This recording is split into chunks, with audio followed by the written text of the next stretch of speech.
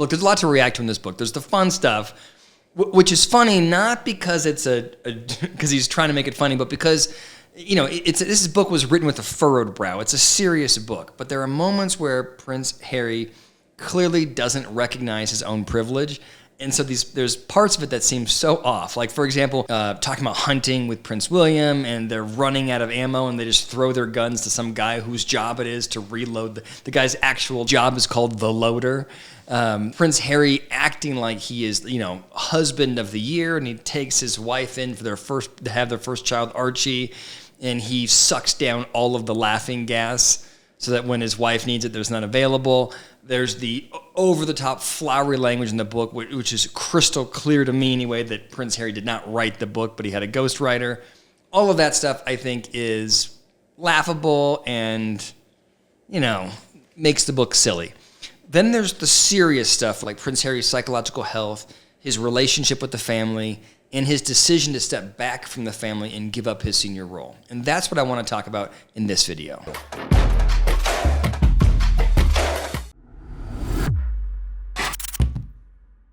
A lot has been made of Prince Harry's psychological health. In the book, he describes himself as an agoraphobe, and he talks about being diagnosed with PTSD. I'm not sure I think the PTSD diagnosis fits. I think the agoraphobia diagnosis does. So let's talk about the PTSD piece first. In order to be diagnosed with PTSD, you have to have an event, and you have to experience intrusive thoughts. You have to avoid events that make you think of that experience, and you have to have a shift in your mood as a consequence of whatever that event is. So certainly the death of Princess Diana, certainly his time in the military in Afghanistan, that could qualify as an event. And I think you could argue that he does avoid events or situations that make him think of Princess Diana, and that he's avoiding the paparazzi altogether, or trying to. You could also argue he's not really avoiding the paparazzi because he's been pretty media-focused lately, but let's just say for argument's sake he's avoiding the paparazzi. And you could also say definitely that the loss of Princess Diana has shifted his mood, right? He's got more anxiety, he's got depression, he's angry. I think that's pretty clear. The part that I didn't think he described, at least in the book, is the intrusive thoughts. It didn't seem like he was having overwhelming negative thoughts about Princess Diana's death, right? He was grieving her, but he didn't want to stop thinking about her, right? He wasn't having horrible flashbacks. He wasn't having nightmares. That kind of experience is a big part of PTSD, and I'm not sure, again, if we just go off of the book, I'm not sure that diagnostic criteria was met. Now, I'm not trying to minimize his experience. He is certainly bereaved, but from a diagnostic standpoint, I'm not sure he totally fits that diagnosis. Now, agoraphobia. The way agoraphobia oftentimes happens is exactly how he describes it in the book. Somebody has an experience of panic. You have a panic attack, and you try to avoid that panic attack in the future because it's so distressing by sort of cutting off that part of your life. So if I have a panic attack whenever I'm on the freeway, the next step for me might be, you know what, I'm not going to drive on the freeway. I'm just going to do side streets. If I have another panic attack on the side streets, I might stop driving. And then I don't leave my home. And that, right, you just sort of pull in because you're avoiding global situations that create panic. And in the case of Prince Harry, he was giving a talk, had a panic attack, and then he wanted to avoid crowds of people. And so I think that diagnosis fits based on the symptoms he described. I will say there's part of me that is skeptical because it does seem like he was pretty consistent about speaking publicly. I don't know that he stopped doing it. And it did feel like he went to a lot of bars. And so I'm trying to figure out, like, well, where are you just do you just have panic when you're speaking on stage for the Queen, or is it crowds in general? Here's what I'll say. I don't think that Prince Harry has a mental health issue. Certainly, he has been through a lot in his life, and those events have shaped who he is. But I don't think you are seeing someone whose psychological distress is causing problems today. I think what you are seeing is a young man that has really struggled to find an identity, right? The book is called Spare because he was the spare and Prince William was the heir. And at every stage of his life, he was trying to figure out, it's like at a very young age, he had an existential crisis.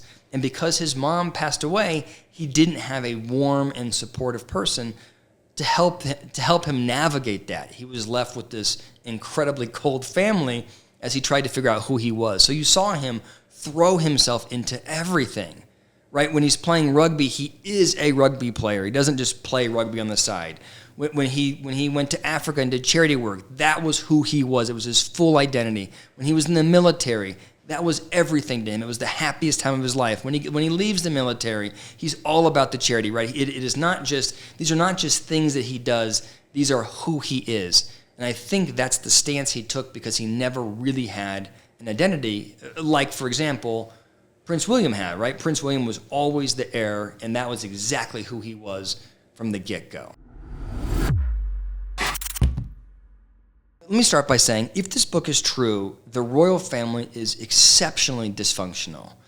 And it's like, you would think, like, there's no worse family to grow up in if you've just lost your mother, right? Like, Princess Diana, as I understand it, was an incredibly warm and engaging mother that cared deeply for her kids and showed her kids that affection. He loses her, and he has to grieve with a father that won't give him a hug. He has to grieve with a brother that is incredibly distant. He has to grieve with a grandmother that, while he says all kinds of good things about her, doesn't really show affection. So he had to go through this horrible experience in his life alone. That sort of sets the stage for the family in my mind. But let's look at the specific relationship with his dad, his brother, and the queen. Man, he in my mind attacked his father in this book. The number of times he talked about his dad being aloof, talked about his dad being emotionally unavailable and distant, certainly, but also being sort of a geek, someone who was made fun of by the media, someone who was made fun of as a child, somebody who was sort of socially inept. I mean, the number of sort of spit wads that he sent that direction. And I think it's because his whole childhood, his dad never backed him up.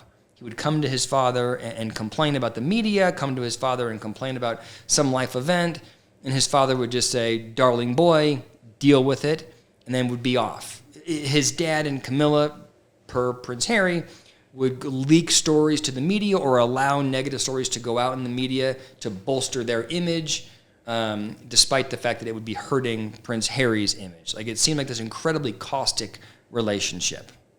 And that relationship was very similar to the relationship he described with Prince William.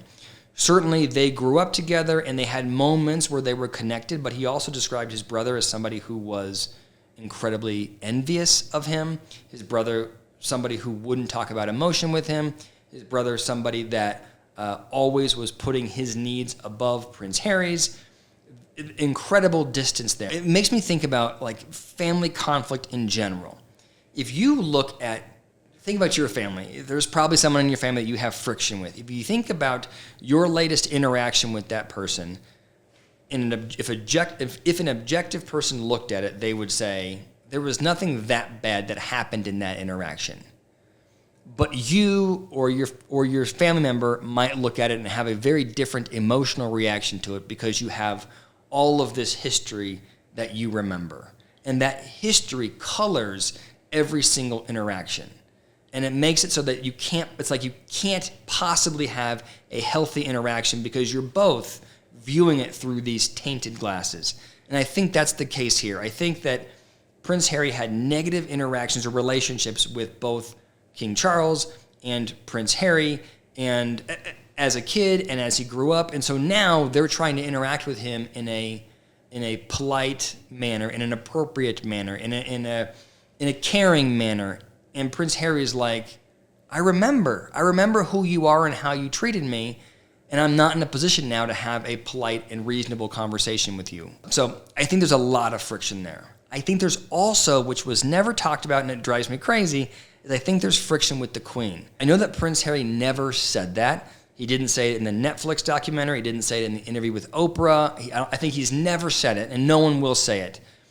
But the fact that you can't go to your grandmother and give her a hug, you can't go to your grandmother and ask her if you can get married to the woman you love, the fact that she is this figure that is both grandma and the Queen of England, and the fact that he describes it like, look, she has these two roles. And in my mind, that feels very unhealthy. Behind closed doors, she should be his grandma. I don't understand why when the doors are closed and the media is not there, why they don't have a more normal familial relationship. Again, to me, it feels cold. It feels isolating. She is valuing her position. They all are. They are all valuing their positions in the family above the relationships. I think it's incredibly unhealthy. I actually think that Prince Harry's frustration with, or the friction he has with his family is the reason for his recent engagement with the media. You know, in the book he says, I wanted to set the record straight. I wanted to quiet down the paparazzi, so I did my interview with Oprah. To me, that's a miss, right? If he wanted to just shut down the paparazzi, he could have done an interview with, I don't know, Piers Morgan or somebody in the UK. By choosing Oprah, he effectively said, let's take this drama worldwide, right? I'm doing this video right now because of the Oprah interview. I knew who Prince Harry was, but I didn't care about him until the Oprah interview. I understood the family kind of until I watched the Netflix documentary. By writing this book, by doing Netflix, by having the interview with Oprah, he has created a fervor around his frustration with the family. He also says, or sort of intimates, that he needed money. He needs money for his security, so he has to do this Netflix series. Fine. But he did not have to, in this book, in the interview with Oprah, and in the Netflix documentary, speak so negatively of his father and of Prince William. I think he did those things because he wanted to get back at them. He is punishing his family for their treatment of Meghan Markle. He's punishing their family for their treatment or their lackadaisical approach to the media as it relates to him. And he's punishing the family, I think, for the death of his mother. So why is he leaving the family? I think there's two reasons. The first is his mother. I think he saw his mom suffer because of the British paparazzi, and his dad did nothing. The family did nothing. They knew she was suffering, and they did not intervene, and they let her live this life that was miserable. And then she died, right? He talks about her last sort of waking moment was the paparazzi clicking pictures and not helping her. He has such distaste for them and distaste for how his family handled it that he's not going to let history repeat itself. He's going to be the man that his dad wasn't. That's the first piece. And the second piece is it gives him purpose. When he's living in California, taking care of his family, he's a father, he's a husband, he's not a spare. And I think he likes that role. He likes the role of being the caretaker of his wife and kids. And just as a side note, whatever you think of this whole thing, to me it seems like an objective truth that growing up in that family is very unhealthy. I would not wish that on my kids. I would never want my children to be raised in this kind of gilded cage where where all independence is taken from them, where all sense of personal agency is stripped from them. I would never want my kids to be raised in that environment. And by stepping down from his role, Prince Harry has gone far to protect Archie and Lilibet from that outcome. And so in that way, I think it was a good decision. Let me know what you think in the comments below.